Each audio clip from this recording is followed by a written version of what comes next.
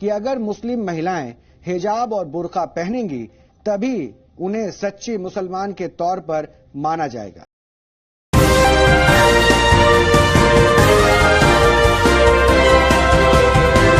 नमस्कार, अस्सलाम वालेकुम नाजरीन। पल पल न्यूज के न्यूज रूम से मैं हूं आपके साथ नदीम अकरम। हिजाब को लेकर के देश और दुनिया में लगातार बवाल मचा हुआ है। देश में जहां हिजाब पहनने से मुस्लिम बहन बेटियों को रोका जा रहा है, जिसकी तस्वीरें कर्नाटक से सामने आई और कर्नाटक हाईकोर्ट का जो जजमेंट था हिजाब को लेकर के, उस पर सवाल खड़े हो गए। और जब सवाल खड़े हुए तो बच्चियां अपने हक के लिए सुप्रीम कोर्ट पहुंची और सुप्रीम कोर्ट से भी बड़ा झटका लगा है, खासतौर पर हिंदूवादी संगठनों को, जो ये मान के बैठा था कि सुप्रीम कोर्ट में इस अर्जी को जाते ही खारिज कर दिया जाएगा, इस पर किसी तरीके का कोई एक्शन नहीं लिया जा सकता। पर सुप्रीम कोर्ट ने साफ शब्दों में हिजाब पर कुछ लोगों को चेता दिया है और सुनवाई के लिए तैयार हो गया है। तो वही तस्वीर इंडिया के बाद हिजाब को लेकर के ईरान से सामने आ रही है, जहां हिजाब का विरोध किया गया है कुछ महिलाओं द्वारा और नो टू हिजाब को सोशल मीडिया पर ट्रेंड चलाया गया। और जब सोशल मीडिया के जरिए ईरान की तस्वीरें सामने आई तो किस तरीके से गंदगी जी न्यूज द्वारा इंडिया और ईरान को लेकर के फैलाई गई, पहले उस पर नजर डाल लीजिए। कि अगर मुस्लिम महिलाएं हिजाब और बुर्का पहनेंगी तभी उन्हें सच्ची मुसलमान के तौर पर माना जाएगा। आपने इन तस्वीरों को देखा जहां जी न्यूज का एंकर डीएनए में साफ शब्दों में यह बताता हुआ दिखाई दे रहा है कि देखिए किस तरीके से ईरान में जो है हिजाब का विरोध हो रहा है, तो भारत में हिजाब को लेकर जिद क्यों। जहां मुसलमानों को टारगेट करता हुआ जी न्यूज दिखाया और किस तरीके से डीएनए में तमाम बातों को रखा है, उसके ऊपर भी आपकी नजर डलवाएंगे। और साथ ही साथ इंडिया में हिजाब को लेकर के क्या कुछ चल रहा है, एक बार उन तस्वीरों पर नजर डाल लेते हैं। आपको बता दें कि सुप्रीम कोर्ट ने कहा है कि कर्नाटक हिजाब मामले को अगले हफ्ते सुनवाई के लिए लगाया जाएगा। कर्नाटक हाईकोर्ट के फैसले के खिलाफ याचिका दाखिल करने वाले याचिकाकर्ता के वकील प्रशांत भूषण ने आज मामले पर जल्द सुनवाई के अनुरोध किया था। इस पर चीफ जस्टिस एनवी रमन्ना ने अगले हफ्ते सुनवाई का भरोसा दिया है। इससे पहले 26 अप्रैल को भी कोर्ट ने मामले पर जल्द सुनवाई की बात कही थी, लेकिन गर्मी की छुट्टियों से पहले मामला लग नहीं पाया। आज याचिकाकर्ता ने फिर सुनवाई के अनुरोध कोर्ट में रखा है। तो 15 मार्च को कर्नाटक हाईकोर्ट ने फैसला दिया था कि महिलाओं का हिजाब पहनना इस्लाम का अनिवार्य हिस्सा नहीं है। हाईकोर्ट के चीफ जस्टिस ऋतुराज अवस्थी की अध्यक्षता वाली बेंच ने यह भी कहा था कि स्कूल कॉलेज में यूनिफॉर्म की पूरी तरह पालन कर राज्य सरकार का आदेश सही। इसके साथ ही हाईकोर्ट ने हिजाब को धार्मिक स्वतंत्रता के अधिकार का हिस्सा बता रहे छात्रों की याचिका खारिज कर दी थी। हाईकोर्ट का फैसला आते ही कर्नाटक के उडुपी की रहने वाली 2 छात्राएं मनाल और नीबा नाज ने इसे सुप्रीम कोर्ट में चुनौती दी। इसके अलावा फातिमा सिफत समेत कई और छात्राओं ने भी उसी दिन अपील दाखिल कर दी। इन याचिकाओं में कहा गया है कि हाईकोर्ट का फैसला संविधान के अनुच्छेद 25 के तहत पर नागरिक को हासिल धार्मिक स्वतंत्रता के मौलिक अधिकार का हनन करता है। जिस तरह मोटर व्हीकल एक्ट के तहत सिखों को हेलमेट पहनने की छूट दी गई है, उसी तरह मुस्लिम लड़कियों को भी कॉलेज में हिजाब पहनने से नहीं रोका जाना चाहिए।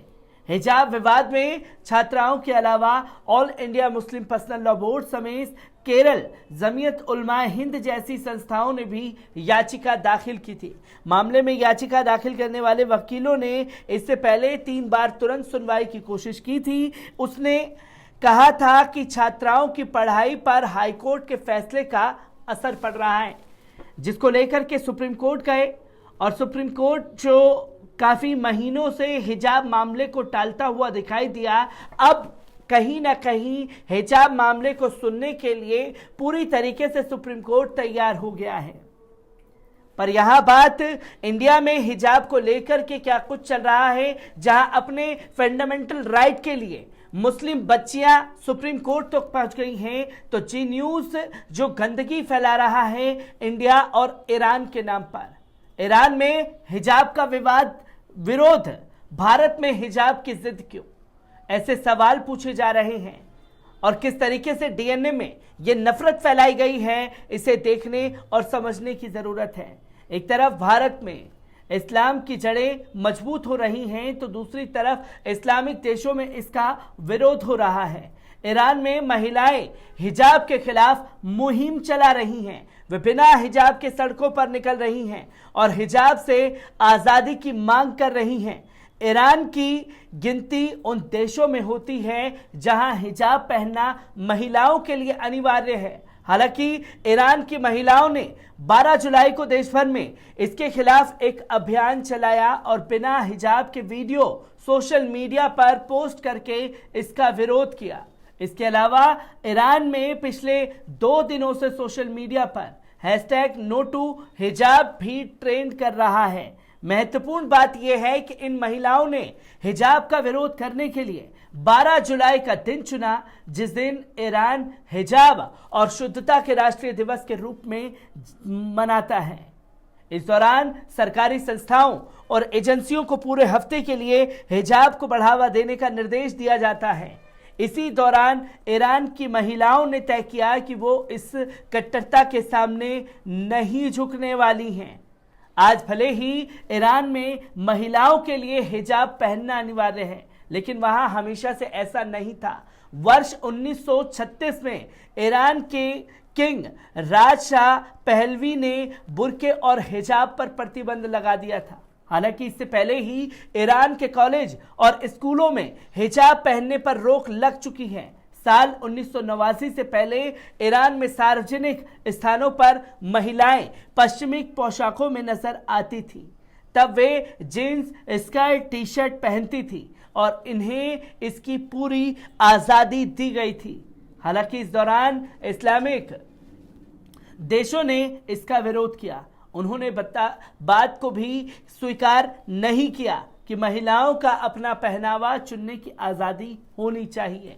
दिलचस्प बात यह है कि साल 1989 के इस्लामिक रेवोल्यूशन से पहले ईरान की कुछ महिलाएं उस समय के किंग का विरोध करने के लिए हिजाब पहनती थी, यानी ये हिजाब वहां के किंग के विरोध का प्रतीक बन गया।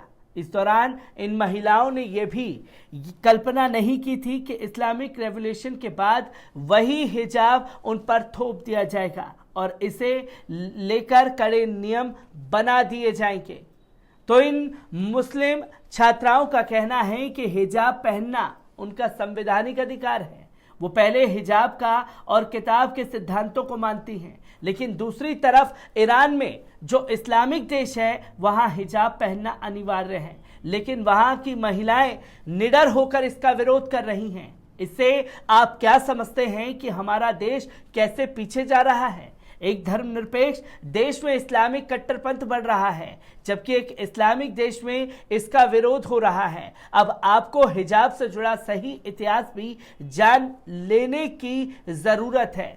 ऐसा कहा जाता है कि इस्लाम के पवित्र धार्मिक ग्रंथ कुरान में हिजाब और बुर्के जैसे शब्दों का सीधे तौर पर कहीं कोई उल्लेख नहीं किया गया है। उनकी जगह खिमर और जिबाब जैसे शब्दों का इस्तेमाल किया गया है, जिनका अर्थ महिलाओं द्वारा अपना सिर और चेहरा ढकने से है।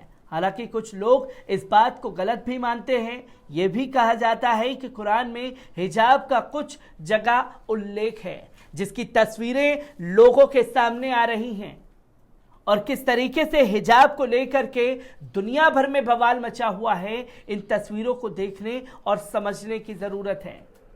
और गोदी मीडिया के हिजाब को लेकर के जो नफरत है वो समय समय पर बाहर आती रही है। मैं ऐसी ही खबरों से आपको रूबरू कराता रहूंगा। दीजिए इजाजत, शुक्रिया।